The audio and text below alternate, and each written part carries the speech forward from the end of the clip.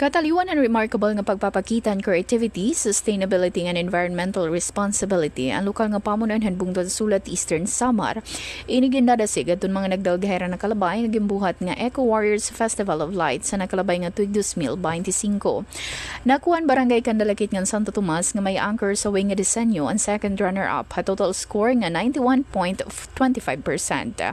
Dinhiran mga karawat kantidad 150,000 pesos. Ano first runner-up pinakuhan barangay Maramara ha disenyo nga Ferris wheel ha total score nga 91.79%.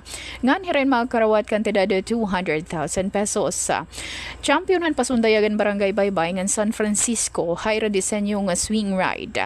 Nga nakakuha ang total score nga 93.47%. Dinhiran mga karawat naman ang kantidad 250,000 pesos. Halo iton magranggat nga maangyag nga disenyo ana sabi nga festival na nagpapakita hiton testamento hiton mahagot nga commitment at LGU ha pagproteher ha kalibungan, particular na ha waste diversion, reuse nga recycling.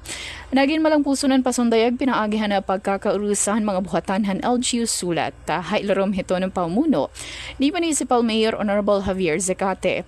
Din dakaliwat iton ira pagpapasalamat nga daha mga participating barangays ha ira aktibo nga pakikisa ngan suporta hanasabi nga aktibidad. Impormasyon na hikay pinaagihan na Sulat LGU. Para Habagong Pilipinas, Dayan Camplon, Radyo Pilipinas, Radyo Publiko, Borongan.